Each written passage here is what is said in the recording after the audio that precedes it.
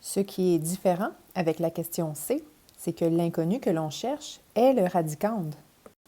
Aux questions A et B, on avait commencé par calculer la valeur de la racine carrée pour simplifier notre expression.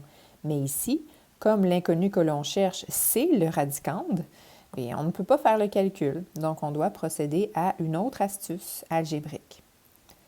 L'astuce, c'est de reconnaître que nous sommes en présence de deux termes semblables. Pourquoi des termes semblables? Rappelons-nous que les termes semblables ont les mêmes variables, variable C, affectées des mêmes exposants.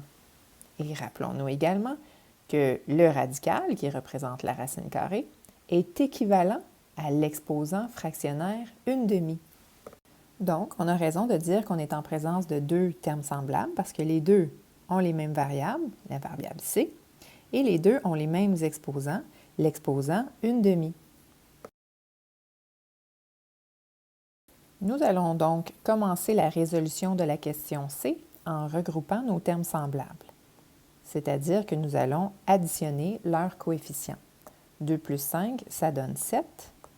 7 quoi? 7 racine de C est égal à 42.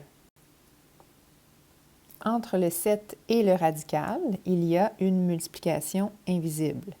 Donc, ma prochaine étape sera d'enlever le 7 en faisant l'opération inverse à la multiplication, soit la division. Donc, je vais diviser par 7 des deux côtés de l'équation dans le but d'éliminer le 7 et de me rapprocher de la variable que je souhaite isoler. Donc, racine carrée de C sera égale à 42 divisé par 7, qui donne 6. Ensuite, pour éliminer le radical, je dois faire l'opération inverse de la racine carrée, c'est-à-dire élever au carré. Donc, je me rajoute un exposant 2 de chaque côté de l'équation. L'exposant 2 élimine la racine carrée, ce qui me laisse la variable C que je souhaite trouver. Du côté droit, 6 exposant 2, c'est 6 fois 6 qui donne 36.